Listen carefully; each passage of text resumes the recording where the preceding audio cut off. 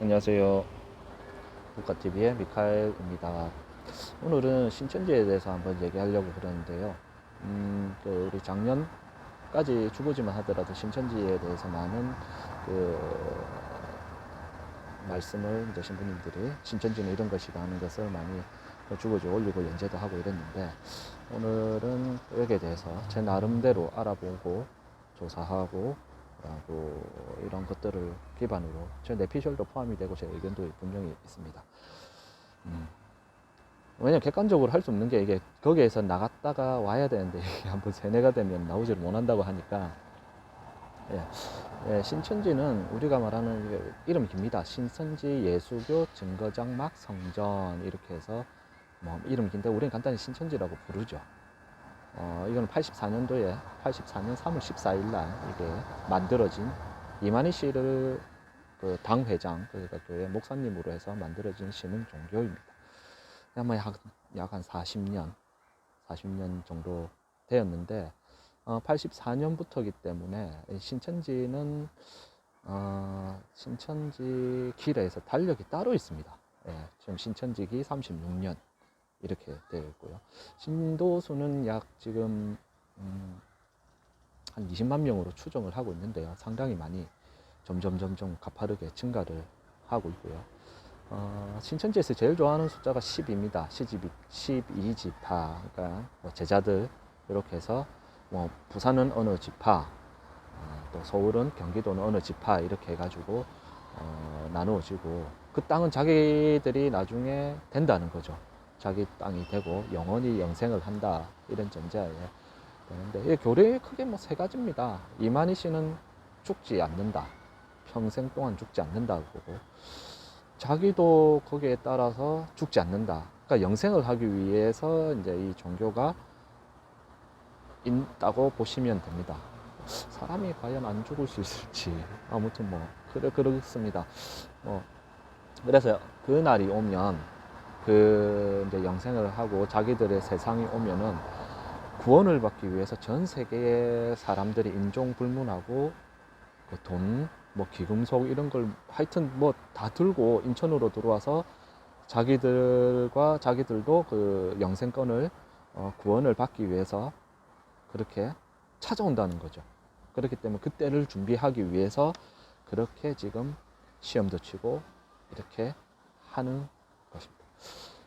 보통 여기 헌금 종류는 또 12종류가 있는데, 다 뭐 제가 말씀드리는 시간상 그렇고, 제일 큰 액수부터 이런 말씀드리면 자기 자리 마련이라는 그런 게 있습니다. 자기 자리 마련, 이게 있는데, 한 3, 4년 전에 한 400만 원이었답니다. 하나에 한 구자, 뭐 보험으로 생각하시면 되겠죠. 근데 한 구자에 400만 원이니까 이게 돈이 있는 사람은 한 구자만 하겠습니까? 우리가 돌아가셔도 그 삼덕공업묘지에 가면 조금 묘자리가 넓고 이러면은 뭐 2평, 3평이 될 수도 있고, 부모님 모시면 뭐 한 대여섯 평 될 수 있는데, 한 평에 뭐 400만 원, 3, 4년 전이니까 더 아마 더 할 겁니다. 교회 입장에서는 기부라고 생각을 하겠죠. 근데 교회 입장은 기부가 아니고, 너네들이 거기에 살기 위해서 너가 돈을 주고 땅을 산다, 이렇게 생각을 하기 때문에, 실질적으로는 저희가 봤을 때는 기부라고, 그거 가지고 이제 교회가 이제 커가는 거겠죠. 커가고 포교 활동도 하고 그런 비용을 쓰는데, 인생의 목적을 이 사람들은 포교 활동이랍니다. 왜? 그 12지파 중에 그 자기 땅을 늘리기 위해서는 그 밑에 조직원들이 많아야지 될 겁니다. 그래서 어떻게 보면 제가 생각할 땐 다단계라고도 생각을 한번 해봤어요. 다단계라고도 생각을 해봤고, 근데 이 사람들은 뭐 학업, 취업 이런 걸 다 모두 포교를 위해서 전부 다 포기를 합니다. 안 그렇겠습니까? 아침에도 이 사람들 보면은, 뭐 도를 아십니까는 저기 양정에 있는, 좀 무슨 교가 생각 안 나는데, 그런, 갑자기 생각이 안 납니다. 생각나면 말씀드릴게요. 양종에 있는 하나의 또 하는 교회이거든요. 근데 이 사람들이 이제 거기에 빠져서 아니라는 걸 알고 탈퇴를 하고 이렇게 되면은, 보통 뭐 한두 달 있다 탈퇴는 안 해요. 보통 보면 5년, 10년 있다 탈퇴를 하면, 거기에 조직적으로 생활을 하다가 나오면은 학업하고 직장을 전부 다 포기하고 거기에 영생을 위해서 거기에 오로지 이게 나한테만 이거밖에 없다고 해서 들어간 거기 때문에 나후 탈퇴를 하게 되면은 과연 이게 일반적인 우리 사회생활 할 수 있을까. 그래서 정신적으로 뭐 병원도 많이 다니시는 분도 있고 또 경제적인 능력이 안 되니까 가난에 가난을 뭐 그렇게 또 아르바이트 하신 분도 있고 심지어는 나중에 되면은 이게 견디다 안 되니까 이게 이제 자살까지 가시는 분도 있는데 이 사회적 측면으로 저희도 이걸 많이 조금 생각을 해봐야 될 문제인 것 같습니다. 그래, 신천지 교리 자체는 모략 교리라 해서 거짓말이란 걸 뭐 거짓말과 사기 이런 거를 하지 마라 해라 하고는 하지 않지만 그게 어느 정도 보편화된 상황입니다. 상황이고 신분을 사칭하는 거랑 포교를 위해서는 뭐 물불을 안 가리죠. 신분을 사칭 기본이고요. 포교를 위해서는 왜 물불을 안 가리냐면은 언젠가 뭐 추정 60분 뭐 PD 수첩 이런 데 보면 신천지 교회에 빠진 자녀를 아버지가 백발이 된 아버지가 만나기 위해서 교회 앞에 갔는데 만나주지도 않고 전화 통화로 아버지 가라, 이 마귀야 가라 이런 식으로 하는 걸 보면은 이 부모 자식 관계도 이게 관계가 끝난 거라고 보시면 될 겁니다. 아니요, 끝났죠. 네. 그만큼 이게 교리 세뇌라는 게 무섭습니다. 또 신천지에 빠지게 되면은 일단은 타인에게 알리지 말라고 그럽니다. 왜 그러냐면 내가 신천지입니다 이마에 딱 써놓고 다닐 수도 없는 상황이고 이게 다음에 아직까지 부정적인 시각이 상당히 많습니다.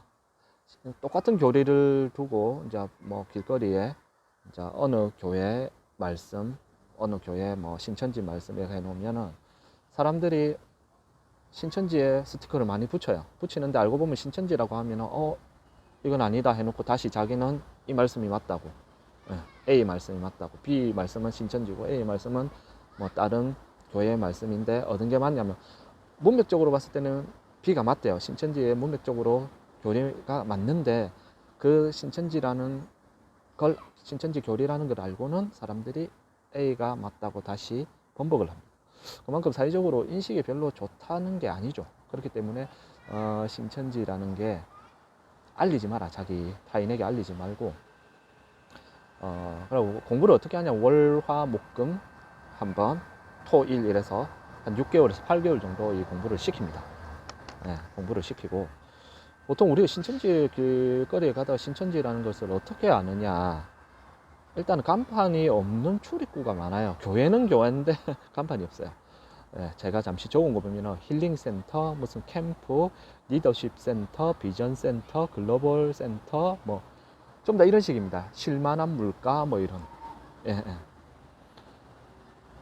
이런 식으로 보면 거의 신천지라고 보시면 되고요. 근처에도 가시면 안 되고 거기서 나오시는 보면 신천지 신도구나 이렇게 아시면 될 겁니다. 그리고 이 안에 들어가면 신상교류는 하지 않습니다. 이 사람이 뭐 했고 이건 철도 왜 옆 사람이 저를 감시하고 나 역시 옆 사람을 감시를 해야 되기 때문에 이 신상교류는 하지 않는 것으로 나타나고요. 안에 가면은 전날 배운 걸 복습하고 시험을 치고 또 수강생들이 그 수업 시간 필기한 걸 집에 가져가지 못하게 합니다. 왜 가져가면은 신천지에 빠지면은 어떻게 되니까. 그래서 센터에 보관을 하게 되고 면접을 처음에 들어가면 면접하고 뭐 이렇게 하면 소소한 뭐 원서비라든지 이런 걸 요구한다고 합니다. 공부할 때는 A4 용지에 한답니다. A4 무슨 책이 있으면 그게 누출되면 또 안 되니까 A4 용지를 이용해 가지고 하고 다시 받고 주고 받고 이런 식으로 하고 포교는 보통 한 4단계로 이루어집니다. 이게 이제 제일 요점인데요. 우리가 조심해야 될 게 포교의 첫 번째는 섭외학입니다. 어떤 사람을 섭외하기 위해서는 하루 만에 가가지고 이 사람하고 친해질 수 있을까요? 성당에 오늘 예신이 처음 예비신자 처음 오셨는데 우리가 친해질 수 있을까요? 힘듭니다. 이 사람들은 그 섭외하기 할 때 1년?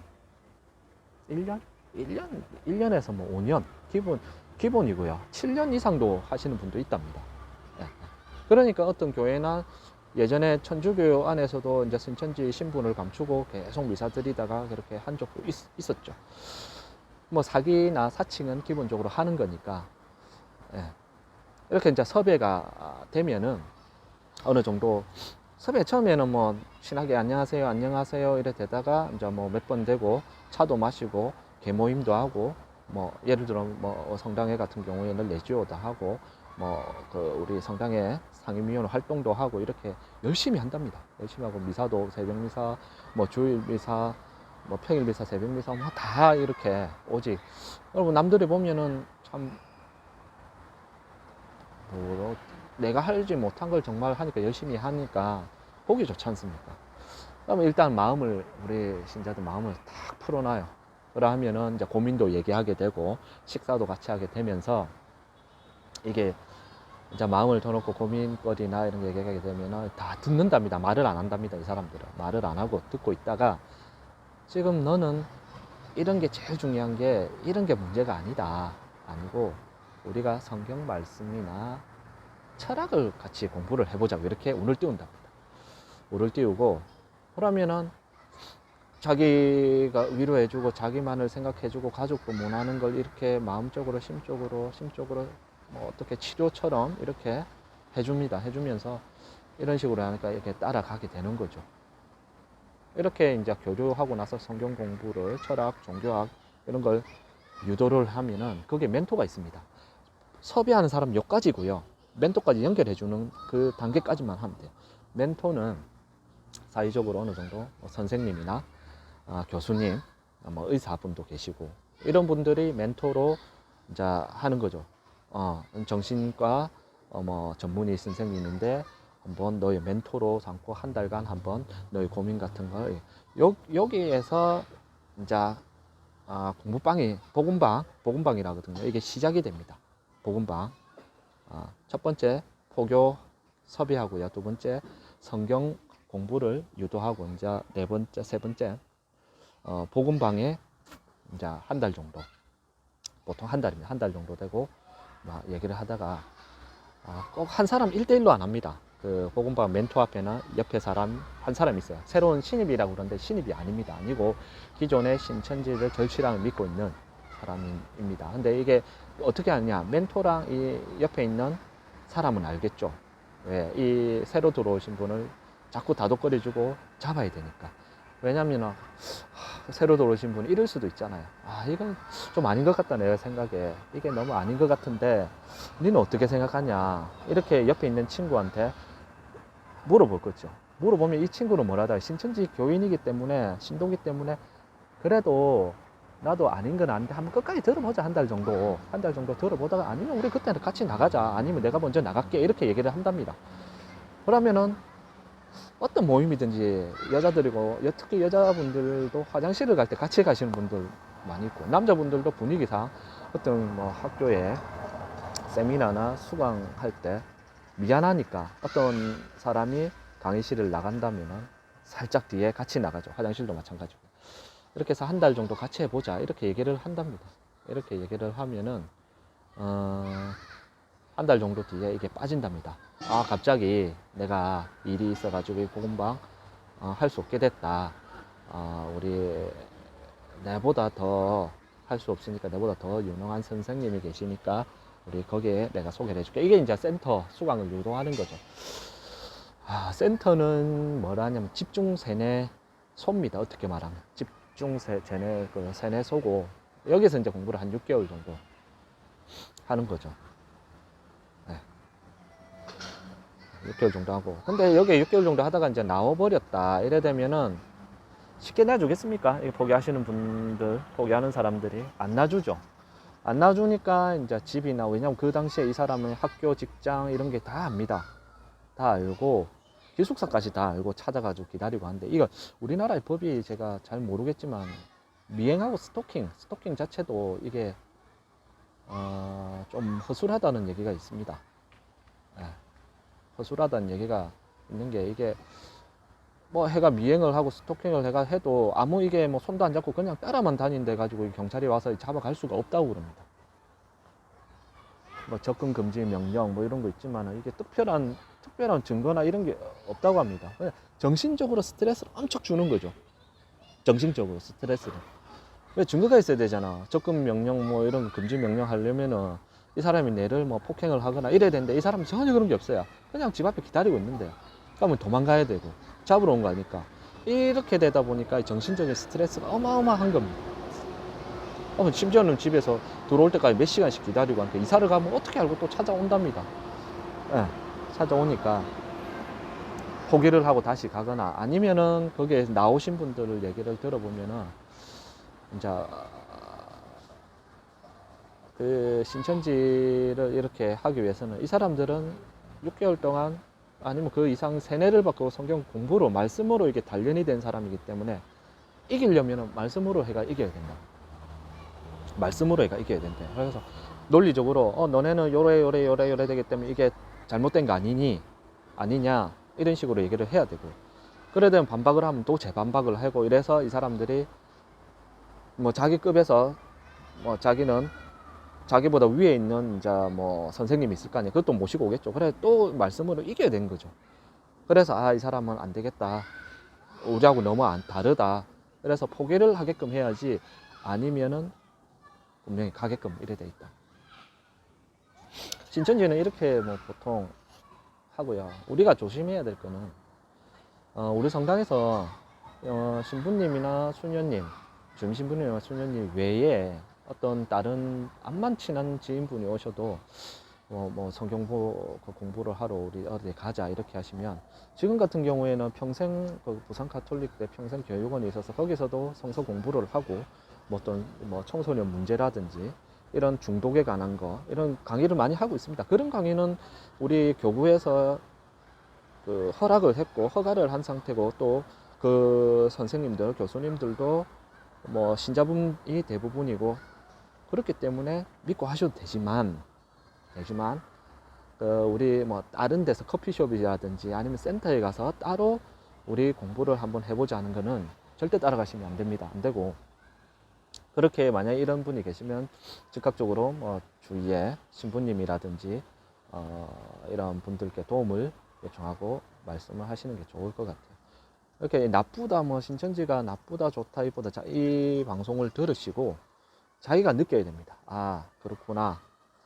이 짧은 시간에 모든 걸 이걸 다 할 수는 없지만 없지만 우리가 어느 정도 이렇게 된다는 것을, 이런 식으로 포교 활동을 하고 세뇌가 되면 이렇게 되고 된다는 것을 우리가 어느 정도 알고, 또 성경 말씀도 성당 안에 내부에서 뭐 예비자 교리, 성당 뭐 성경 공부 이런 거는 성당 안에서 할 수 있도록 하시고, 혹시나 주위에 뭐 이런 분이 계시면 즉각적으로 뭐 교구라든지 주임 신부님께 말씀을 드리면 좋겠습니다.